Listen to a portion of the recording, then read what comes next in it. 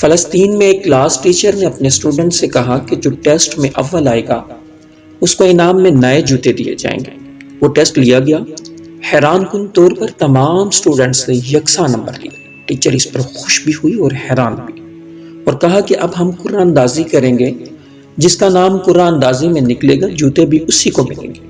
تمام اسٹوڈنٹس کو پیپر دیے گئے، سب نے اپنے اپنے نام لکھے اور ایک ڈبر میں ڈال دیے۔ ٹیچر نے اس ڈبے کو خوب شفل کیا تاکہ انعام حقدار کو ہی مل سکے۔ جب پرچی نکالی گئی تو اس پر نام لکھا تھا وفا عبد الکریم۔ وہ بچی اشکبار ہوئی اور روتے روتے جا کر اپنا انعام وصول کیا، کیونکہ وہ ایک غریب باپ کی بچی تھی اور کئی سالوں سے وہ پھٹے پرانے جوتے ہی پہن رہی تھی۔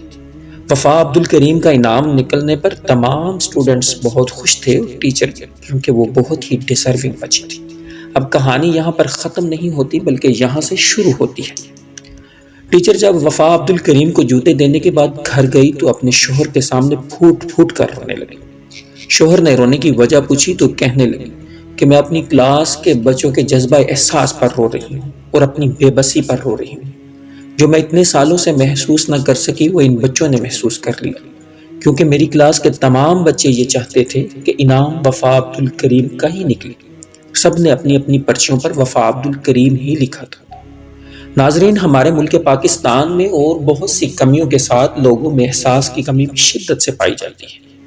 ہمیں چاہیے کہ ہم اپنے بچوں کو جذبہ احساس سے سرشار کریں اور ان کو بتائیں کہ عملاً سخاوت کس طرح کی جاتی ہے۔ امید ہے کہ اس کہانی نے آپ کے دل کو ضرور چھو لیا ہوگا۔ اجازت دیجیے، اللہ نگہبان، اللہ حافظ۔